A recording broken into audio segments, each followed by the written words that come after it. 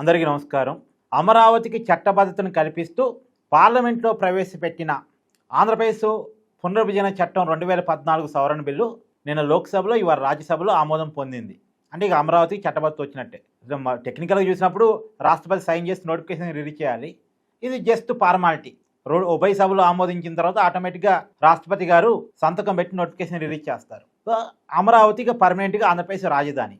ఇది ఆంధ్రప్రదేశ్కి పార్లమెంట్ ఇచ్చిన గౌరవం, తెలుగు ప్రజల విజయం అంటూ ముఖ్యమంత్రి చంద్రబాబు నాయుడు గారు ఒక పిలుపునిచ్చారు. రాష్ట్ర వ్యాప్తంగా ఇంటింటి ముందు దీపాలు వెలిగించి మీ సంతోషాన్ని వ్యక్తం చేయండి అంటూ రాష్ట్ర ప్రజలకు పిలుపునిచ్చారు.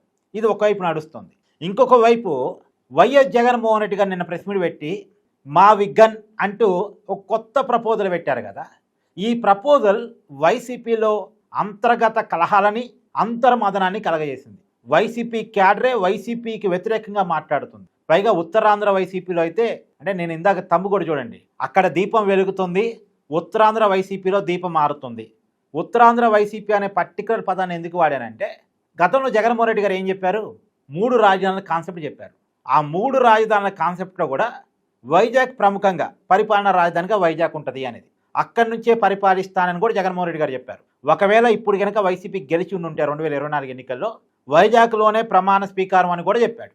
వైజాగ్లోనే ప్రమాణ స్వీకారం చేస్తాను, వైజాగ్ నుంచే పరిపాలన కొనసాగిస్తానని చెప్పాడు. అంటే ఇండైరెక్ట్గా అసలు వైజాగ్కే ఆంధ్రప్రదేశ్ రాజధాని అని చెప్పాడు. అప్పుడు ఉత్తరాంధ్ర ప్రజలకు అదే అర్థమైంది, ఉత్తరాంధ్ర నాయకులకు అదే అర్థమైంది. దాన్నే కమ్యూనికేట్ చేసే ప్రయత్నం చేశారు ప్రజలకి నాయకులు. సరే, అప్పుడు ప్రజలు దాన్ని రిసీవ్ చేసుకుని అది పక్కన పెట్టేయండి. కానీ మొన్నటిదాకా వైజాగ్ రాజధాని అన్నాడు కదా, ఇప్పుడేంటి మచిలీపట్నాన్ని, విజయవాడని, గుంటూరుని కలుపుతూ రాజధాని చేయమంటాడు జగను అంటే మళ్ళా ప్లేట్ ఫిరాయించేశాడా, మళ్ళీ మాట మార్చేశాడా, అంటే మా వైజాగ్ని, మా ఉత్తరాంధ్రని అవమానించేశాడా?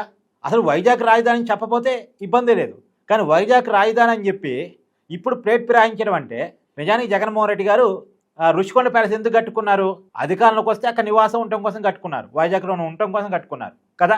ఇప్పుడు మరేంది, లేదు మచిలీపట్నం, విజయవాడ, గుంటూరు కలుపుతూ రాజధాని తయారు చేయాలని ప్రపోజల్ పెడతాడు అంటే ఇక్కడ మమ్మల్ని అవమానించాడు అనేది ఉత్తరాంధ్ర వైసీపీ నాయకుల వాదన. ఇక క్లోజ్, వైసీపీ పార్టీ ఉత్తరాంధ్రలో క్లోజు. ఇప్పటికే ఒక పక్క ఉత్తరాంధ్రలో వైజాగ్లో అనేక పెట్టుబడులు వస్తూ ఉన్నాయి. మొన్ననే అనకాపల్లి జిల్లాలో ఆర్సెల్ఆర్ మెట్రో ఇవన్నీ కూటమి ప్రభుత్వం తీసుకొచ్చింది, ఘనంగా చెప్పుకుంటూ ఉంది. రాబోయే కాలంలో గూగుల్ డేటా సెంటర్ కూడా ల్యాండింగ్ అయితే, ఐటీ కంపెనీలు అన్ని ల్యాండింగ్ అయితే వైసీపీకి ఇబ్బందికరం, వైసీపీ నాయకులకి రాజకీయంగా ఇబ్బందికరమైన పరిస్థితి. అలాంటిది ఇప్పుడు ఏకంగా మళ్ళా ఈ ప్లేట్ కూడా ప్రయాణించాడు. వాళ్ళకున్న ఒకే కాగితం, జగన్ వస్తే వైజాగ్లో రాజధాని ఉంటుందని ఏదో చెప్పుకో, అంటే సాధ్యం కాదు, ఇక రాజధాని మార్చడం అనేది సాధ్యం కాదు. అయినా సరే జగన్ వస్తే జగన్ వైజాగ్కి రాజధాని ఉండేదని ఇది చెప్పుకునేవాళ్ళు. కానీ ఇప్పుడు ఆ ఆప్షన్ కూడా జగన్మోహన్ రెడ్డి లేకుండా చేశాడు. అంటే మమ్మల్ని నట్టేటా ముంచేశాడు. జగన్కి సగం తెలుసు, సగం తెలీదు. ఆఫ్ నాలెడ్జ్తో ఇష్టం వచ్చిన ప్రకటన చేస్తూ మా రాజకీయ జీవితాన్ని ముంచేస్తున్నాడు అనేది ఇప్పుడు ఉత్తరాంధ్ర వైసీపీ నాయకుల్లో వస్తున్న ఒక వాదన. నిన్న చాలామంది ఒక సీక్రెట్ మీటింగ్ పెట్టుకున్నారు ఉత్తరాంధ్రకు సంబంధించినటువంటి ప్రముఖ నాయకులు అనేది తెలియవస్తున్న సమాచారం. అయితే ఉన్న పలాన్ని బయటపడలేరు. ఉన్న పలాన్ని ఎందుకు బయటపడలేరు అంటే, వాళ్ళ కూటమిలోకి పోలేరు. ఎందుకంటే అక్కడ ఆల్రెడీ అక్కడ నియోజకవర్గాల్లో నాయకులు ఉన్నారు కాబట్టి వీళ్ళు అక్కడ పోతే వీళ్ళకి అవకాశాలు రావు. మరి వైసీపీ తప్ప వేరే పెద్ద ఆప్షన్ లేకుండా పోయింది కాబట్టి కొద్దిగా వెనక ముందు ఆలోచించి ఆచితూచి అడుగులు వేస్తారు. మేబీ పొలిటికల్ లైఫ్ని క్లియర్ చేసుకోలేరుగా. కానీ ఏదేమైనా వైసీపీలో దీపం ఆరే పరిస్థితులు ఉత్తరాంధ్రలో అయితే క్లియర్గా కనపడుతున్నాయి. చాలా కీలకమైన నాయకులు సీక్రెట్ మీటింగ్ అయ్యారట. ఏంది, ఈ పార్టీలో ఉంటే రాజకీయ భవిష్యత్తు లేదు, జగన్ మన ముంచేస్తట్టున్నాడు అని చెప్పేసి. విజయనగరం, శ్రీకాకుళం, విశాఖపట్నం సంబంధించినటువంటి నాయకులు, అంటే ఉమ్మడి జిల్లాల వారీగా చెప్తున్నాను నేను మీకు. నిజంగా ఇది జగన్మోహన్ రెడ్డి రాజధాని విషయంలో మామూలు స్టాండ్లు కాదండి. ఎన్ని స్టాండ్లు మార్చారంటే మీకు కొన్ని ఉదాహరణ కోసం చెప్తా. 2014 ఎన్నికల కంటే ముందు జగన్మోహన్ రెడ్డి ఒక మేధో మదనం చేస్తున్నాడు, ఆంధ్రప్రదేశ్ రాష్ట్రానికి ఎలాంటి రాజధాని తయారు చేయాలన్న దాని మీద.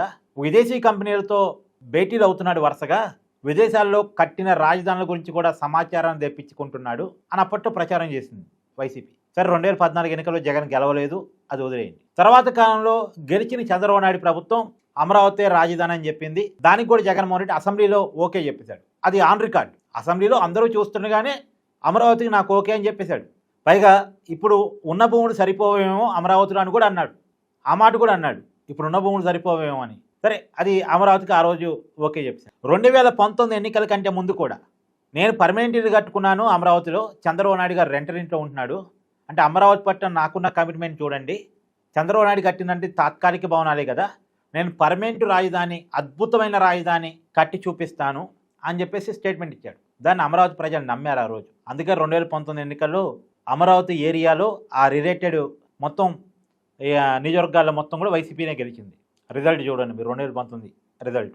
సరే, తర్వాత అధికారంలోకి వచ్చిన తర్వాత మళ్ళీ మాట మార్చి లేదు అమరావతి ఒకటే రాజధానిగా ఉండడానికి వీల్లేదు, 3 రాజధానుల కాన్సెప్ట్ పట్టుకోవచ్చు. ఈ 3 రాజధానుల కాన్సెప్ట్లో కూడా కొద్దిగా వైజాగ్ ప్రయారిటీ అన్నాడు.